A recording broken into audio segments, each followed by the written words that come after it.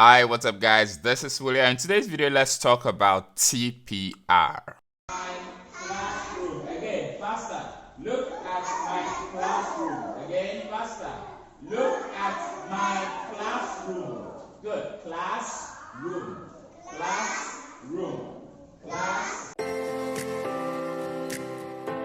TPR stands for Total Physical Response.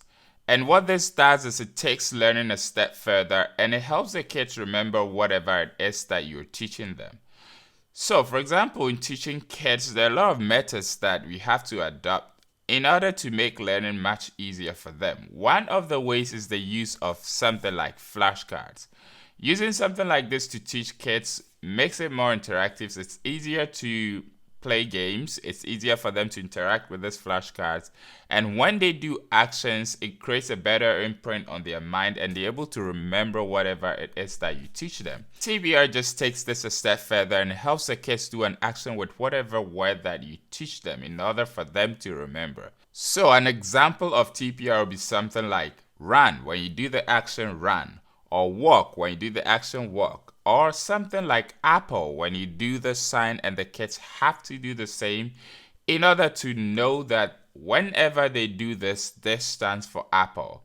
For example, in China, there's something that they do which is this, which stands for love. So whenever a child does this to you, you know that the child is trying to say something like, I love you. So with something like TPRs, what we are trying to do is associate certain actions with certain words so that whenever the child remembers that particular action, they know that it corresponds with this word. Or whenever they remember a word, the action comes up, the experience from that action comes up, and it makes it easy for them to remember that word.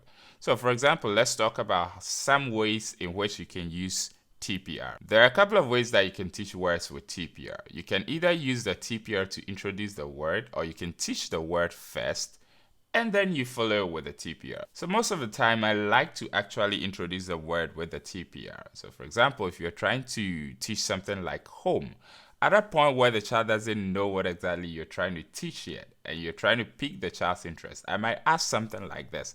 What is this? What is this? And then the children try to guess. So at that point, the TPR has started going into their mind. And some examples will include when you do this, they know it's a cat. You haven't taught them the word cat in English yet, but they know what exactly you're trying to refer to. So it makes it easier for you to introduce words, and also while introducing the words, it creates that imprint in the child's mind and then they learn it right off. So some examples of TPRs would be something like eat. When you do this action with your hand, the child knows you're trying to eat something, so that's eat. Cat, so cat, or cat, or dog. All these actions make it easier for the child to remember these particular words.